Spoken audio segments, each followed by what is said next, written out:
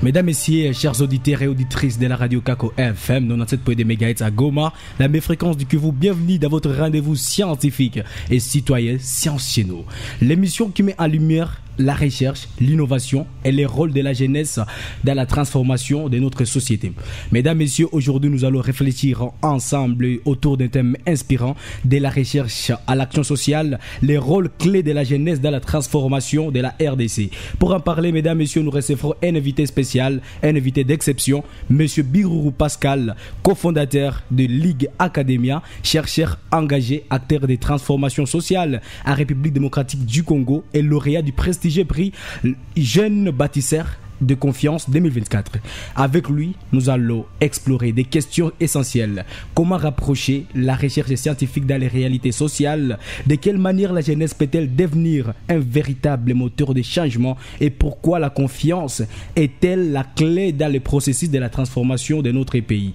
Restez branchés, mesdames, messieurs, chers auditeurs, car ces moments d'échange promettent d'être riches en idées, en inspiration et en perspectives pour l'avenir de la jeunesse congolaise. Mesdames, messieurs, vous êtes sur les ondes de la radio Kako FM 97.2 MHz, la meilleure fréquence du Kivu. Et derrière ces micros, je suis Gracieux Bazégué. Comme je l'ai dit dans l'introduction, aujourd'hui nous allons recevoir Monsieur Biruru Pascal, cofondateur de Ligue Academia et lauréat du prix Jeune de confiance. Bonjour Monsieur Biruru Pascal. Bonjour. Nous sommes ravis de vous voir dans nos installations de la radio Kako FM. Je suis aussi ravi d'être invité dans cette prestigieuse émission. Oui. Qui est Biruru Pascal en un mot? En un mot? Oui.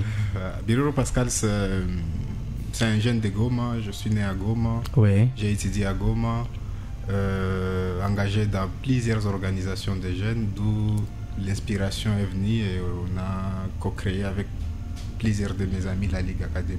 Oui, alors vous êtes cofondateur de Ligue Academia. Comment est née cette organisation et quelle est sa vision pour cette jeunesse congolaise? Oui, l'idée est née, c'était en 2015 quand moi je commençais mes premières années à l'université. Oui. Et on a constaté qu'il y avait un grand défi. Il y avait un défi où déjà en juin 1, nous, quand on venait, on a rencontré qu'il y avait des difficultés où les jeunes pouvaient se réunir et discuter science. Ouais. Il y avait des groupes de jeunes où, je dirais communautaires dans le sens où les ethnies se réunissaient. Et parfois, à l'époque, il y avait assez de bagarres dans des universités. Ouais. Et plusieurs inégalités y étaient. Pour réussir, il fallait peut-être passer par 1000 chemins. Si tu n'es pas de telle communauté. En fait, il y avait des divergences, des exclusions où même distinguer, il y avait des débats autour, réussir. Alors nous, avec des amis, moi j'étais à l'ISC à l'époque, Institut supérieur de commerce. On avait des amis qui étaient à l'ICIG, d'autres à l'UNIGOM. Et on commençait à réfléchir, à se réunir et dire qu'est-ce qu'on peut faire. Là, c'était dans l'informel et en 2018, on s'est dit non, quand même, on peut mener tout d'abord une recherche, question de comprendre c'est quoi le monde universitaire. D'où on a publié un livre, l'anthropologie de l'intellectuel congolais dans les milieux universitaires, les quotidiens dans nos campus. Et c'est en 2018 qu'officiellement on a lancé la Ligue Academia. Oui, bien sûr, on l'a dit, vous aviez réussi le prix Jeune Bâtisseur de confiance. Yeah. Jeune Bâtisseur de confiance en 2024. Alors, ce prix que vous avez réussi, qu'est-ce que cette distinction représente pour vous personnellement et pour l'ensemble de la jeunesse congolaise? Puisque au Congo et partout ailleurs, quand un jeune gagne un prix, ce n'est pas son prix individuel, c'est un prix pour toute la jeunesse. Puisque quand on va présenter que c'est la jeunesse congolaise qui a gagné ces prix. Alors, qu'est-ce que ça représente pour vous et pour la jeunesse congolaise? Oui, en premier, c'était le couronnement d'un grand combat. Ouais. C'est comme je l'ai décrit, nous, on a hérité le monde universitaire où il y avait encore blaisage, des combats. Ça s'est passé dans des milieux universitaires comme Kinyumba, avec les nouvelles autorités comme Ouganda, le recteur, qui fait un bon travail. Il est venu là réaménager les choses, mais c'est ce combat-là où il y avait des divisions, le tribalisme, ça existait nécessairement dans les milieux universitaires. À l'époque, ça battait des records. Ouais. Et nous, notre combat, on essayait de mener des recherches pour comprendre, conscientiser les jeunes et les ramener vers une autre voie du possible où on peut se mettre ensemble, réfléchir science et agir dans la communauté. Et le prix Jeune Bâtisseur de confiance, C'est un prix décerné par Initiative of Change qui est au Genève. Parce que la cérémonie s'était passée à Richmond aux États-Unis. Ouais. Et c'est là où on a eu l'honneur de recevoir ces prix. Au sein de la Ligue Academia, c'était grand, puisqu'au niveau international, quand on reconnaît ce que vous faites, c'est quelque chose de très grand et que ça nous dit donc qu'on doit continuer. Ce que nous faisons, ça ne se passe pas sous silence, mais quand même on ressent que le monde voit et ça nous a donné encore plus de force de continuer. Alors, quand vous regardez votre parcours, quel a été l'élément déclencheur qui vous a poussé à relier, à diriger vos activités dans la transformation sociale? Quel est l'élément déclencheur qui vous a donc inspiré de vous diriger dans ces domaines? Bon, je dirais c'est l'indifférence où on a vu que est-ce que nous aussi on peut léguer aux générations qui vont venir ce que nous on a raconté par exemple dans le monde universitaire. Ouais. Je parle là parce que c'est là où nous on avait axé notre combat. Il ne se passait pas des semaines sans que par exemple telle université vient chasser telle université, on emprunte des fenêtres pour sortir. Parce qu'il y a quoi, bon, raconter même la cause qui a poussé que ces faits se passent, c'était des choses qu'on ne pourrait pas expliquer. Et nous, on se disait, non, on peut faire autrement. Mais l'inspiration est venue de plusieurs mentors qui nous ont poussés, qui nous ont prêché, à l'instar le professeur Kamana de Derez Mémoire de Paul Institute. J'ai participé aux séances de l'université alternative. Et là, je me disais, non, au-delà de tout ce qu'on dit, quand même, on peut aller sur le terrain faire quelque chose. C'est que Kamana nous a inspiré, il nous a poussé. C'est lui-même qui croyait à nous quand on a publié notre livre. Son assistant Ido Sampos, c'est lui-même qui avait aussi préfacé notre livre. Il y a aussi le professeur Dr Dadi Saleh. De temps en temps, il nous a encadrés. Et grâce à ces personnes, on a évolué, on a crié à nous. Et on a produit des résultats. Oui. Mesdames, messieurs, vous pouvez réagir avec nous via les 097 53 72 059.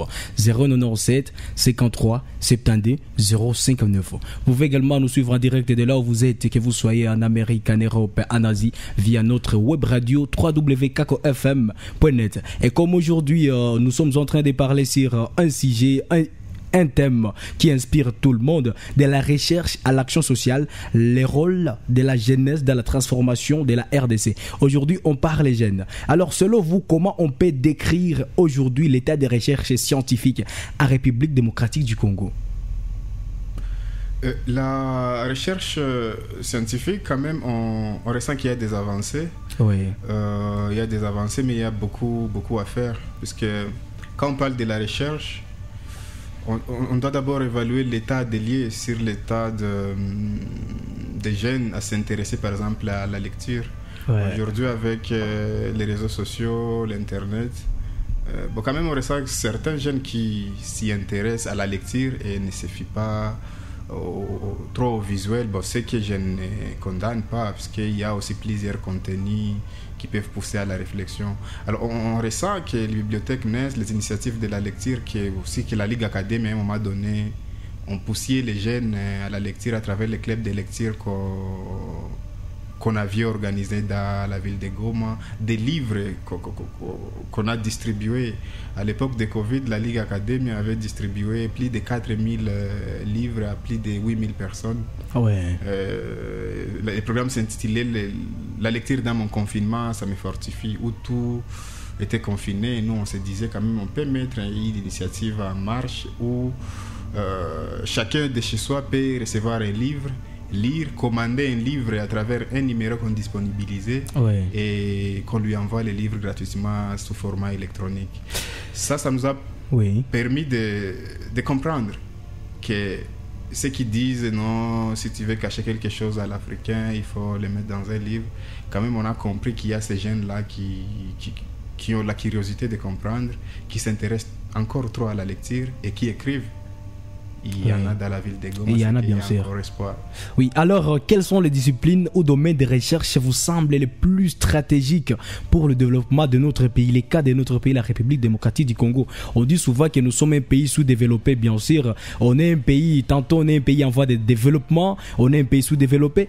Alors, quelles sont les disciplines ou domaines qui vous semblent très intéressants ou très primordiaux pour le développement de notre pays et sa transformation? Moi, personnellement, je vais parler de moi, ce qui m'intéresse, dans les combats ou l'axe que moi j'ai adopté. Ouais. Certes, bon, pour être un pays développé, il y a plusieurs axes et chacun doit faire sa part. Oui. Moi, personnellement, je parle de moi. La recherche sociale, donc comprendre la sociologie de la République démocratique du Congo. Moi, j'ai trouvé cet axe, bon, premièrement, ça cadrait avec mes compétences, d'où vous m'avez présenté comme chercheur, oui, à travers aussi Paul Institute, j'ai contribué dans les regards croisés avec plusieurs articles. Et la Ligue Academia mène aussi plusieurs recherches pour comprendre la société. On a plusieurs articles aussi sur notre site internet. Moi, je pense, si on se met ensemble, on se comprend et on retrouve la paix. Bon, la paix, moi, je te prends comme un frère. On peut collaborer ensemble. Il y a cette confiance. Quand même, chacun peut explorer ce qu'il est à mesure de faire et ensemble, l'un apporte son apport, on peut quand même faire émerger notre pays. Mais si on est dans des divergences, moi je ne peux pas m'asseoir avec mon ami Gracien puisqu'il est de telle obédience. Là, ça sera très difficile. Ouais. Alors, quels sont les principaux obstacles que croisent les jeunes chercheurs congolais? Les principaux obstacles que vous rencontrez lorsque vous êtes en train de mener vos démarches et des recherches partout là où vous arrivez? Oui, la recherche est large, mais dans les cas d'espèce, pour moi, la recherche sociologique, c'est parfois les ressources. Il n'y a pas assez de bourses pour des recherches, il n'y a pas assez en tout cas. Il y a plusieurs centres, bon, il y a quelques centres qui donnent des moyens. C'est qu'on peut lire, on peut avoir accès aux bibliothèques, mais pour descendre sur le terrain, récolter les données, pour baser sa théorie et sa thèse, puisqu'il faut aller interroger les gens, comprendre et expérimenter. Et c'est parfois là où il y a les problèmes. Et surtout aussi la conception de la population lambda. Quand tu arrives par exemple dans des centres d'enquête, pour eux ils pensent que non, tu es toujours financé et que tu dois donner quelque chose pour qu'ils se confient à toi pour que tu récoltes des données. Alors comment rapprocher la recherche scientifique des réalités sociales quotidiennes en RDC? Puisque souvent la recherche scientifique n'est pas tout près des réalités qui sont sociales, des réalités de la société. Alors comment faire pour que cette recherche puisse être rapprochée directement à la société? Plusieurs centres de recherche l'ont compris, comme par exemple Ebouteli. Ils donnent des bourses à des jeunes brillants dans la recherche. On les outille, on les forme pour qu'on ait des chercheurs congolais. Parce que la réalité de la République démocratique du Congo, où les données qui peuvent être même online, ce sont les données récoltées par... bon, je dirais des gens venus de l'extérieur qui s'intéressent à la République démocratique du Congo, qui viennent avec leur agenda, leur mission, en sachant que non, lui il peut mener une recherche parce qu'il vient implémenter par exemple une entreprise. Et sa théorie, ou bien sa conception, ou bien son paradigme ne sera pas comme moi, par exemple, Congolais, qui pense que les problèmes est autre que... Parce que il y a, par exemple, si vous arrivez aujourd'hui au Japon, il y a un cours spécifique qu'on enseigne dans des universités spéciales, un cours intitulé République démocratique du Congo. Oui. C'est que là, on étudie la République démocratique du Congo, les ressources, sa sociologie, pour comprendre l'enjeu du monde. Et moi, je pense que si en République démocratique du Congo, nous, jeunes chercheurs, on investit plus en nous, on peut produire quelque chose. Nous, c'est la réalité qu'on vit et que c'est nous qui avons les soucis les plus primordiaux pour changer le pays et pour vivre ces Congos qu'on aimerait tous vivre. Mesdames, messieurs, nous sommes toujours sur les ondes de la radio Kako FM, dans cette poids des mégahertz. De l'autre côté de la technique se trouvait Gabriel Mupenda, et la direction est contrôlée parfaitement par un monsieur qu'on appelle Redi Moussanda, qui est le directeur général de la radio. Mesdames, messieurs, vous pouvez continuer à réagir via notre numéro, le 097 53 72 059. Interagissez avec nous en direct via notre numéro et nous allons vous lire en direct dans l'émission La Science chez nous, l'émission qui met en avant la faveur de la science. Alors, beaucoup de travaux scientifiques restent dans les universités sans déboucher sur des applications concrètes. Alors, comment transformer la recherche en solution pratique pour la population dans les cas sociaux? Oui, dans les cas sociaux, la Ligue Academia y a pensé et on a mis une innovation dans ce sens. Ouais. Où aujourd'hui, tout jeune, on en a fait l'expérience, on a exploré, tout jeune peut être publié, son travail de fin de cycle, ou oui, son fin de cycle, ou même son article, mais quand même on se base plus sur les TFC, les mémoires, et on les prend pour les publier par exemple sur notre site internet. Parce que le problème est là, parfois quand on défendait, ça restait dans des bibliothèques. Oui. Et parfois, quand c'était plein, c'est l'expérience, moi je l'ai vécu dans plusieurs universités ici, on prenait, on brûlait pour donner place à d'autres travaux qui vont venir.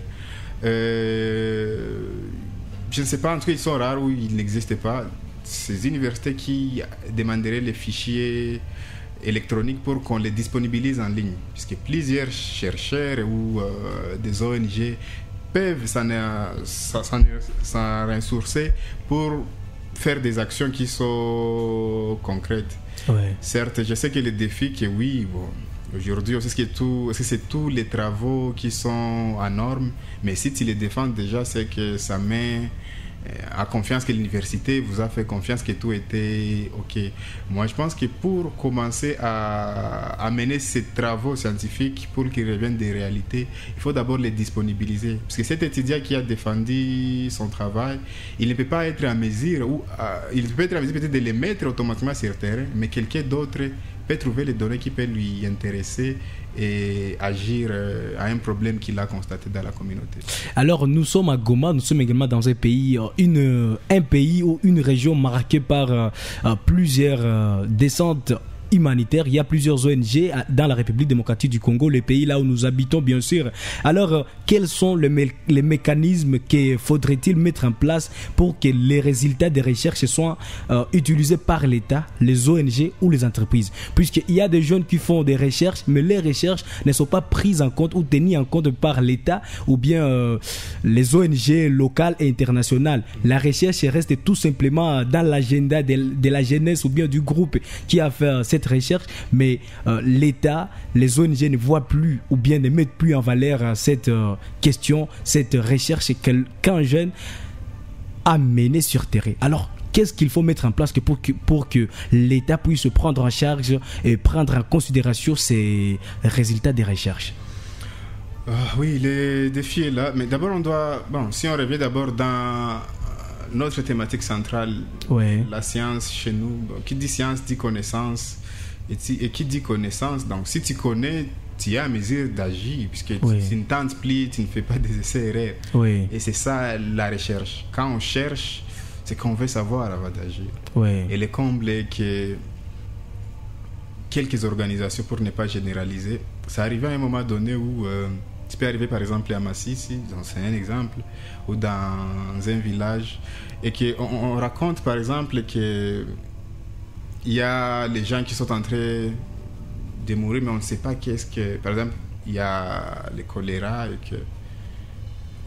Quelques ONG à l'époque pensaient que non, on peut construire des toilettes et amener des chlores à mettre dans l'eau. Mais on construit ça, mais on ne sait pas c'est quoi la cause qui amène ça, par exemple. Peut-être il y a une industrie quelque part qui pollue la rivière. Du premier vue, on peut penser que non, il y a choléra et...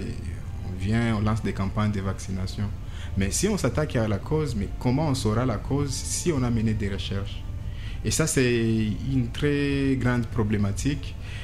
Il y a un programme où je participe, je crois que c'est en 2022.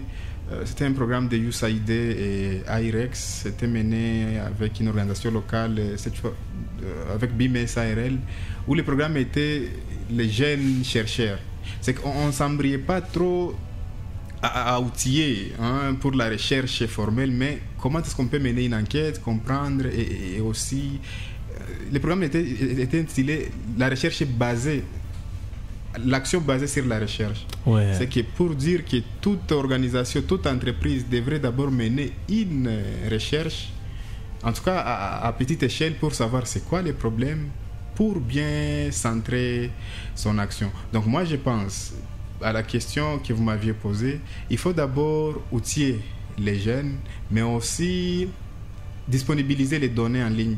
Ouais. Parce que si les données sont en ligne, aujourd'hui, si on entre dans les moteurs de Google ou quoi et autre, et qu'on tape sur une thématique, il y aura toujours les mots-clés. S'il y a les données qui sont en ligne, on va vous montrer les données et peut-être que vous trouveriez ce qui vous intéresse.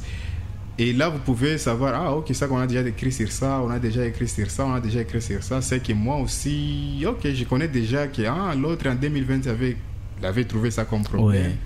L'autre a évolué, il a trouvé que ce n'est pas ça. Qu'est-ce que moi aussi je pense que je vais assez aborder dans le même sens que l'autre là en 2015 comme il avait fait. Mais ça permet, si les données sont en ligne, ça nous permet d'évoluer et de comprendre à quel niveau nous sommes.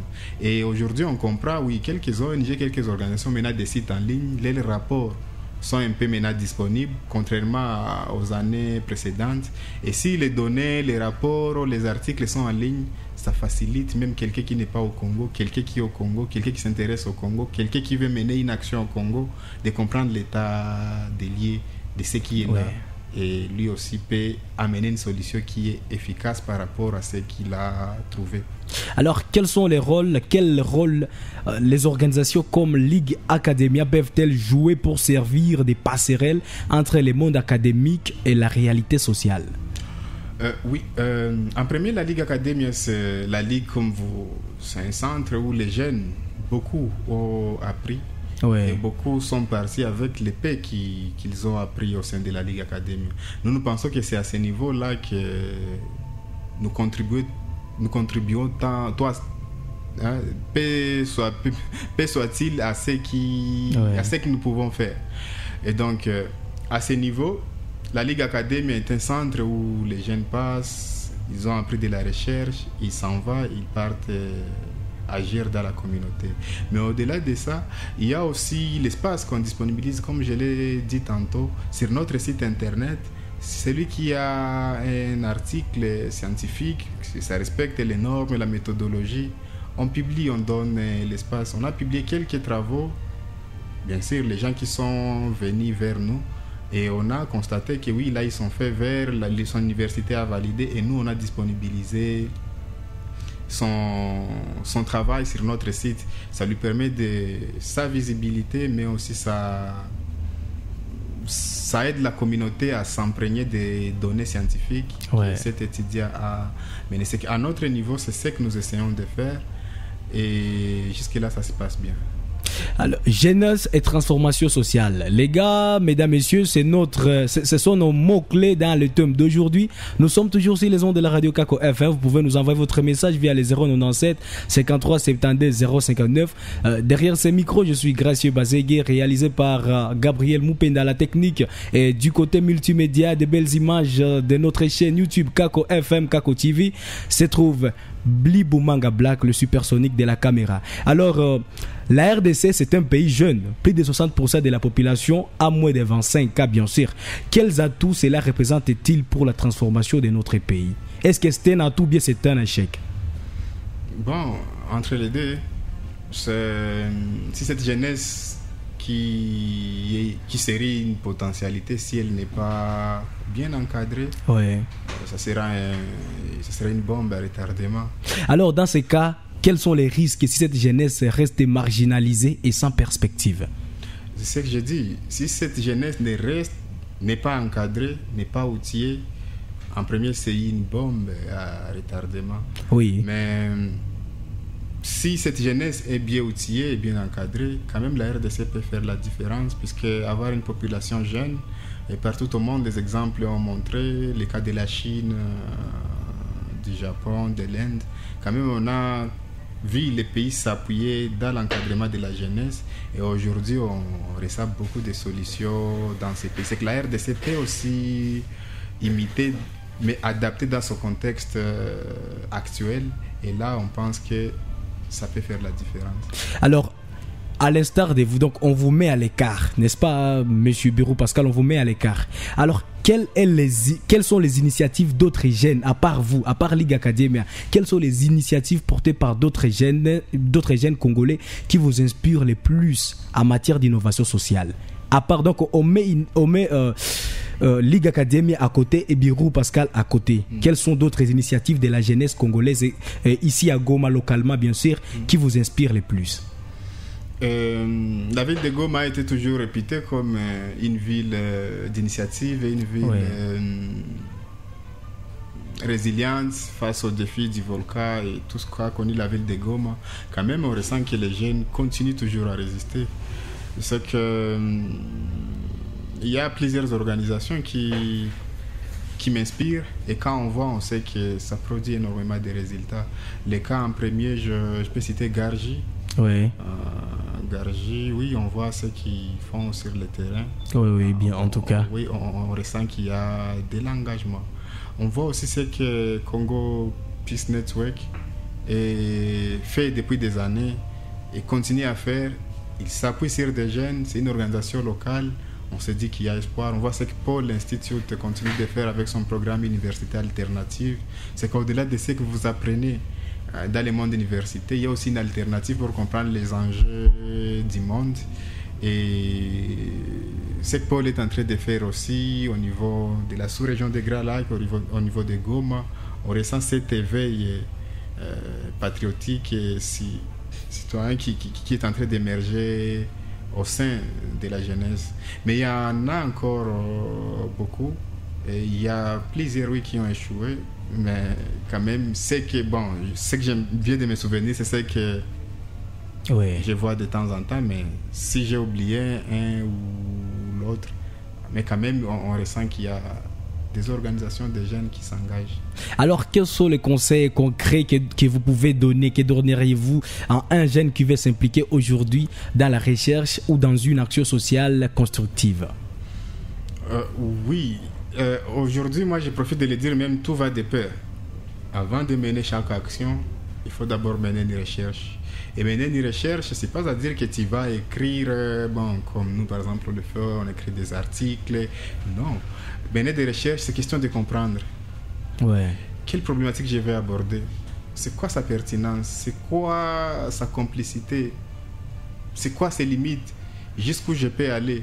Qu'est-ce qui est sensible dans ce que je suis en train de mener? Comment est-ce que je vais amener ces défis? Parce que parfois, que ce soit la transformation sociale en matière des ONG, ASBL ou des entreprises, parfois on se bute à un grand problème. Ouais. Moi, personnellement, vous aviez abordé trop ma casquette de Ligue Academia, mais à un moment donné, j'ai tenté aussi l'entrepreneuriat et quoi d'autre. C'est là aussi que je vais aussi m'enteler. Parfois, ça nous arrive, tu as une idée en tête et tu te dis, si je commence à faire l'élevage des porcs, par exemple, je prends un exemple, ou des poules, oui, ok, tu as ramassé seulement une idée et te dis, si je commence, chaque mois je commencerai à faire ceci, et à un niveau je vais atteindre telle somme, et avec telle somme je vais migrer. C'est l'idéal qui est dans la tête. Mais est-ce que tu as mené une recherche de comprendre ceux qui ont échoué dans ce secteur, qu'est-ce qu'ils ont commis comme problème? Ouais. C'est ça la recherche à mon niveau où moi je dis, qu'est-ce que les autres ont fait, ceux qui ont réussi, qu'est-ce qu'ils ont fait différemment de ce que moi je suis en train de penser. C'est ça la recherche, c'est que chercher à comprendre, c'est ça la base. Certes, il y a la recherche que si les gens attendraient que je parle de la recherche, penseraient que non, tout ce qu'on commencera à écrire des livres, non, menez même cette recherche dans ton domaine, dans le business que tu veux lancer, dans la solution que tu veux apporter, savoir qu'est-ce qui est sur le marché, ceux qui ont échoué, qu'est-ce qu'ils ont commis comme erreur, et moi, est-ce que c'est que je pense réellement? Est-ce que ça vaut la peine ou je dois ajouter quelque chose de plus? Alors, en parlant de vos perspectives et plaidoyers, quel rôle attendez-vous des décideurs politiques dans la promotion de la recherche et de l'innovation sociale portée par les jeunes?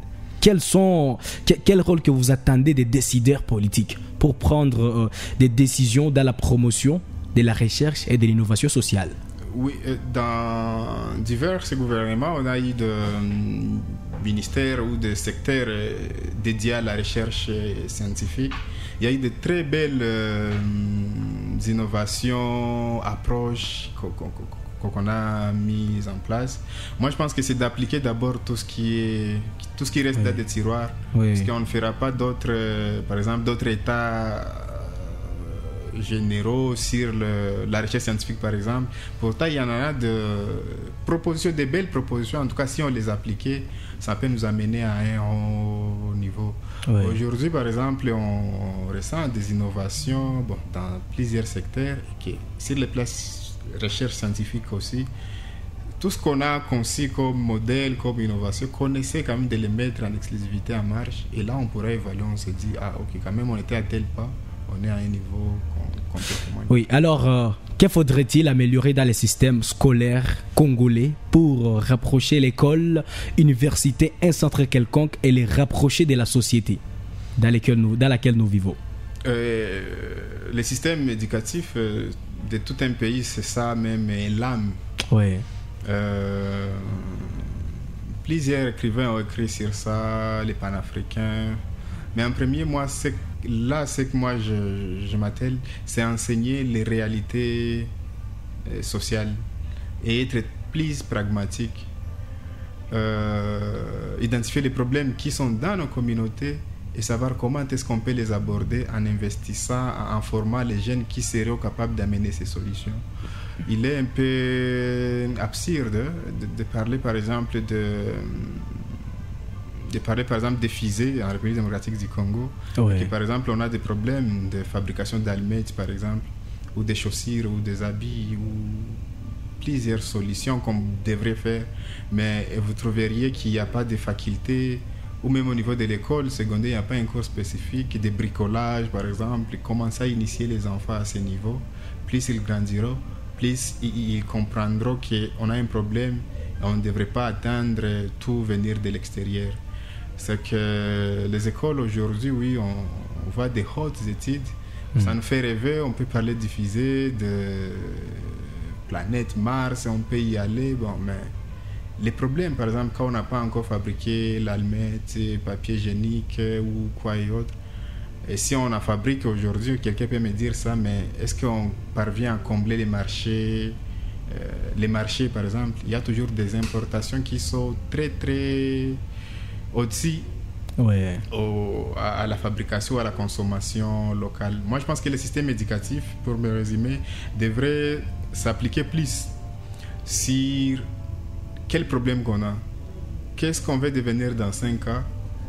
Cette jeunesse que vous aviez, c'est vrai, elle est en tout cas à un taux, la démographie est très élevée. Comment est-ce que cette jeunesse, comment est-ce qu'elle pourrait contribuer? C'est qu'on investit, on identifie les problèmes, les besoins qu'on a, on investit dans l'éducation, on change un peu le système à la data, au contexte, aux problèmes qu'on a, pour que ces jeunes puissent être à mesure dans 3, 4, 5 ans à combler les problèmes qu'on a constatés.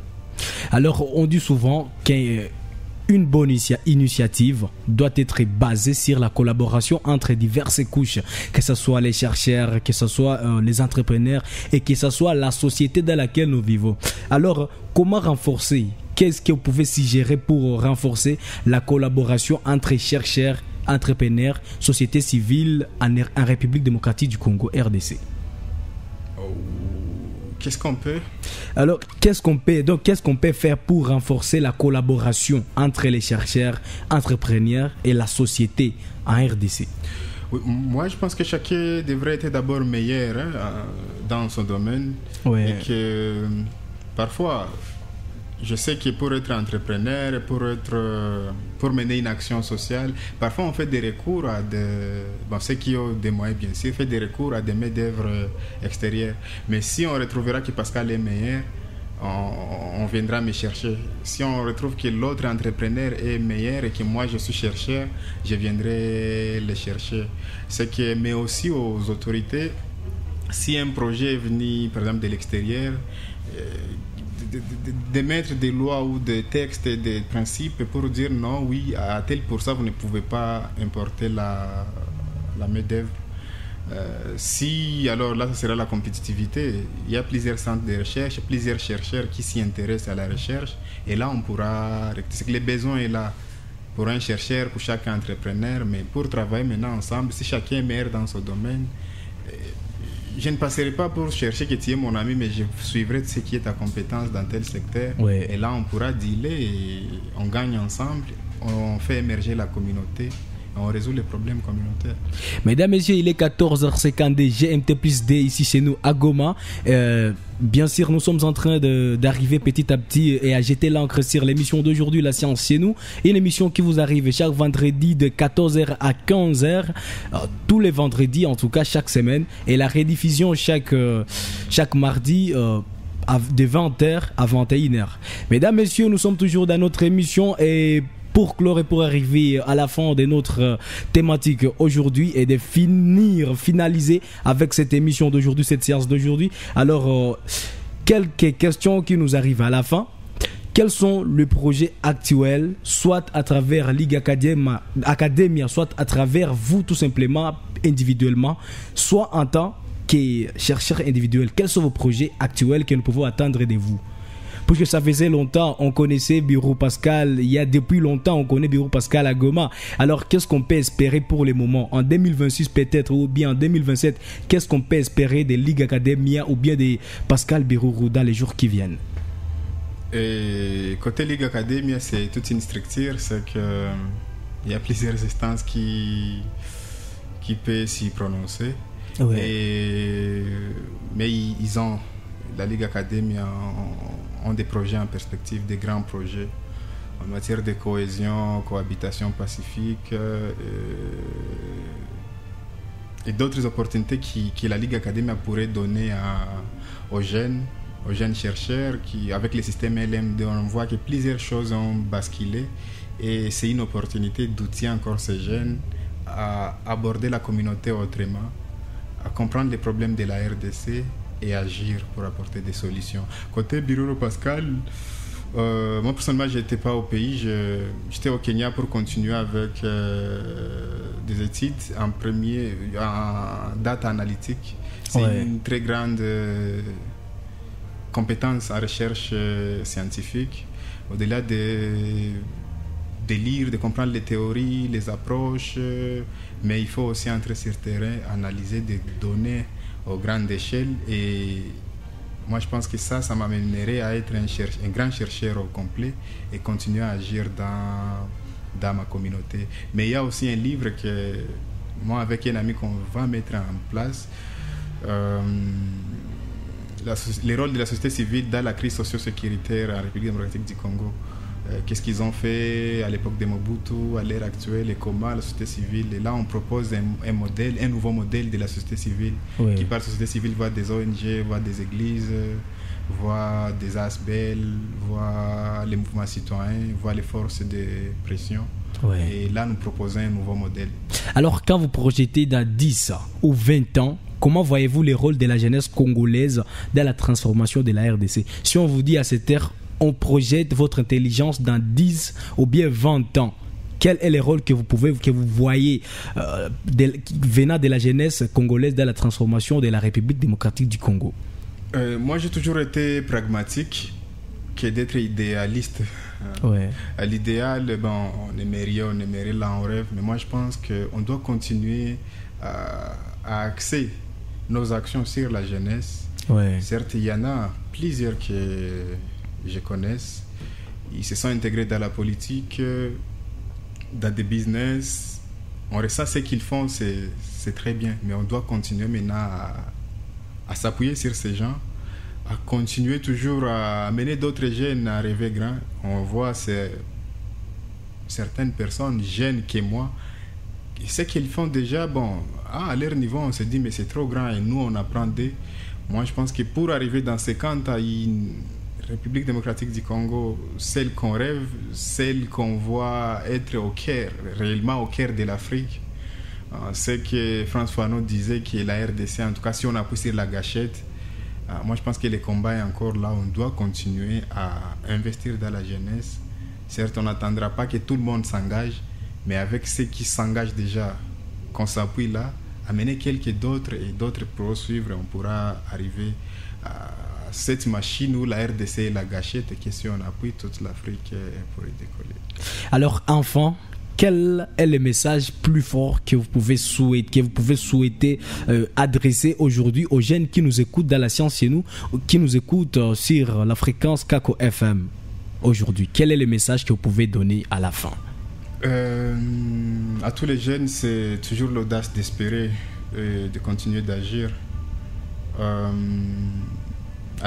Chacun à son niveau, ceux qui sont encore à l'université, ceux qui ont eu leur diplôme aujourd'hui, c'est de viser toujours l'excellence et de ne pas emprunter la voie des raccourcis.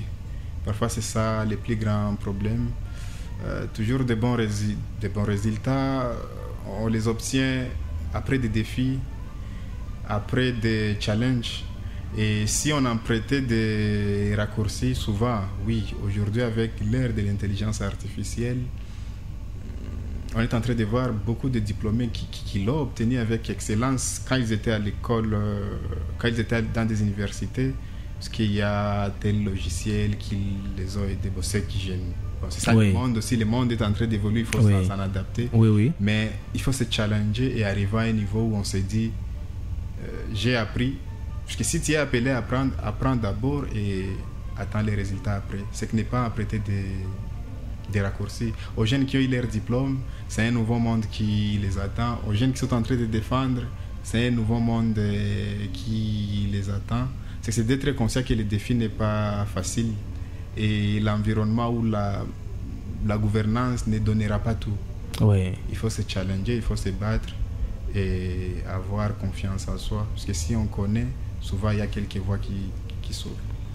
Mesdames, messieurs, vous étiez toujours là dans notre émission depuis les débuts de cette séance d'aujourd'hui.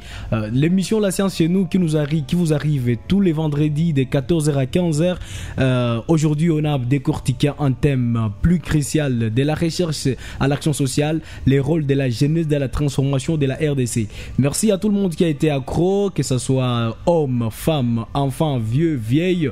Merci d'être là aujourd'hui. Merci à toute l'équipe organisationnelle aujourd'hui et réalisationnel, entre autres celui qui nous cadre aujourd'hui en vidéo, Libumanga Black, celui qui nous réalise et nous met en nom de Gabriel Mupenda, et la direction qui a été là pour la réalisation la plus perspicace de cette émission aujourd'hui, monsieur Aurédi Mousanda. À nous revoir à la prochaine, même heure, même fréquence.